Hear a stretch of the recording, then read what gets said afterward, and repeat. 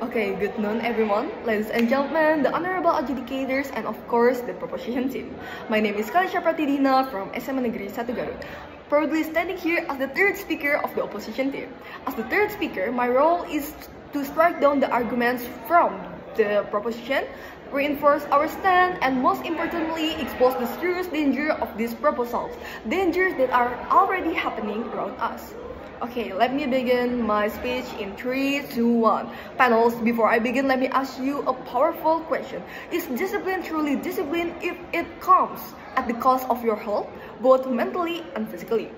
Because that's exactly what we are risking if we allow military-style education to be implemented in school across this nation, especially in West Java. Let me begin with the rebuttals. Firstly, the proposition argued that military-style education builds discipline and strengthens physical endurance. But this argument is deeply flawed because they assume all students are physically equal. That is simply not true. Not every student can endure rigorous military drills. Some have health conditions, low stamina, or even undiagnosed vulnerabilities. We are not dealing with soldiers. We are dealing with teenagers with unique bodies, emotions, and minds. In fact, we already have real-life evidence of the damage. As my second speaker clearly explained, during a recent event aligned with the Pancawaluya vision, students were gathered under the scorching sun for military-style activities. And what happened? Dozens of students fainted and were rushed to the UKS. So again, is this the kind of discipline we want? Like discipline that ends with students unconscious on the ground? Secondly, they say this system builds character. But let's look deeper. Under military-style education, students are not allowed to speak freely. Their rights are limited and their personal expression is suppressed. Where is the democracy? Where is the voice of the student? If all students are forced to obey, to follow without asking why, to be molded into one shape, are we still educating humans or manufacturing a robot? Lastly, the proposition seems to dream of perfect students produced by this method. But again, education is not a factory. We are shaping individuals, not creating soldiers on an assembly line. Okay, next is, let's also clear up a serious misunderstanding. The proposition said we are against discipline. This is completely false. We are not anti-discipline. We are pro-humanity.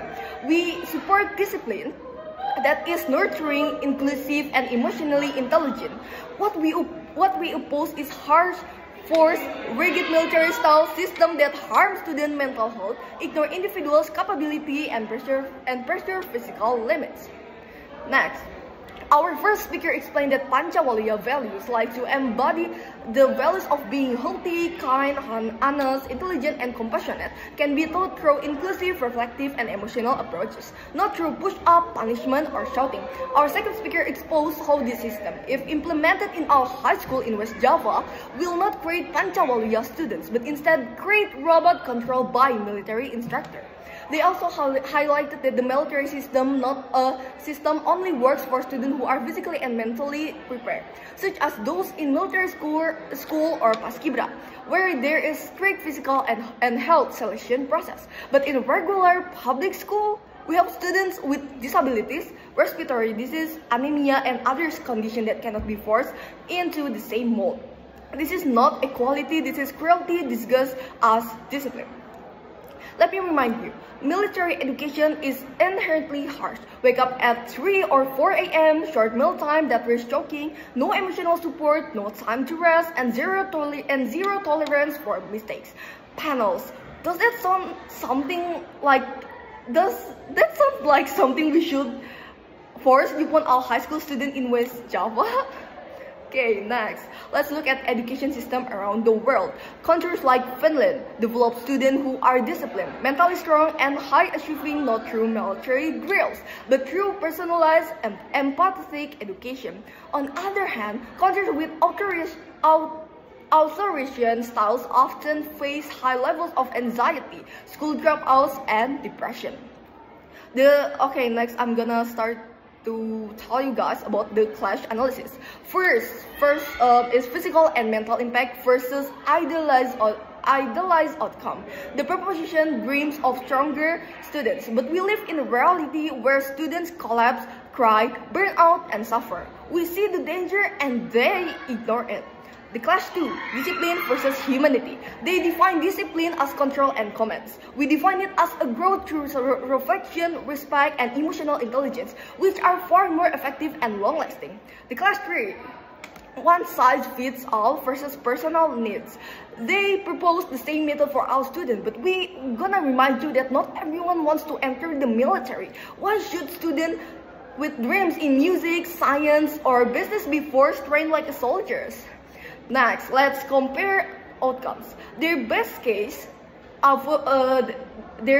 is a few students become disciplined, and their worst case, students faint, break down emotionally, drop out, or lost the joy of learning altogether. And our best case is students grow through emotional guidance and reflective methods. Our worst case may be slower progress, but no one is harmed and all are respected. And panels, which world would you rather live in? Now, let me ask one final question, panels. If this system is so great, why does it come with so many risks? Why didn't they talk about the mental toll? Why do they ignore those who fainted, those with disabilities, and those who simply can't survive in this system, in that system? If this system only works for a few, why are we forcing it on everyone? Like they fail to protect us, to protect the student in their plan. So for all the reasons above, strong rebuttals, real-world examples, clear clash victories, and a more human educational vision, we, the opposition team, firmly reject the use of military-style education in high school. Let's raise students, not robots. Let's develop leaders, not followers. Let's guide, not comment. And let's protect, not punishment. And yeah, thank you very much. We proudly rest our case.